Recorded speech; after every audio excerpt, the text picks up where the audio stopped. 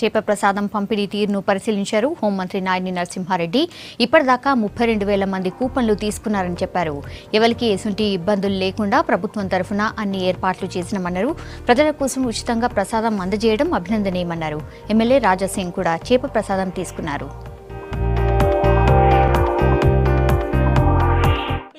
32,000 మంది కూపన్లు తీసుకున్నారని చెప్పని సమాచారం ఉంది.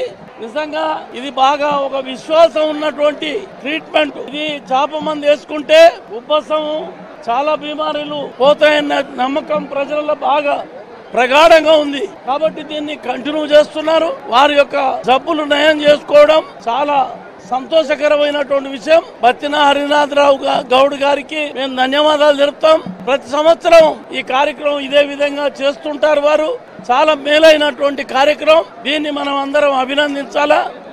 ప్రభుత్వం తరఫు నుంచి పూర్తిగా పోలీస్ డిపార్ట్మెంటు, రెవెన్యూ డిపార్ట్మెంటు, మిగతా డిపార్ట్మెంట్ అన్ని కూడా సహకరించి ఈ యొక్క కార్యక్రమాన్ని విజయవంతం చేసేదానికి పూర్తిగా శాయశక్తుల కృషి జరుగుతున్నది.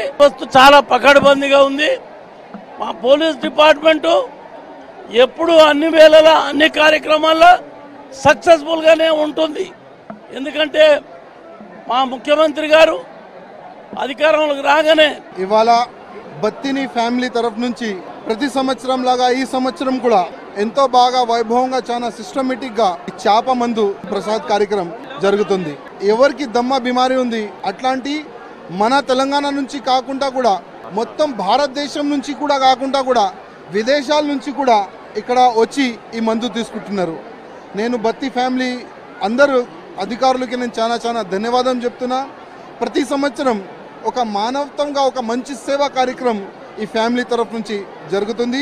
మన ముఖ్యమంత్రి కేసీఆర్ సార్ తరఫు నుంచి కూడా ఈ సంవత్సరం చాలా మంచి సౌకర్యం సపోర్టు చాలా మంచి ప్రతి సంవత్సరం ఇలాగనే ముఖ్యమంత్రి గారు సపోర్ట్ చేయాలని నేను వాళ్ళకి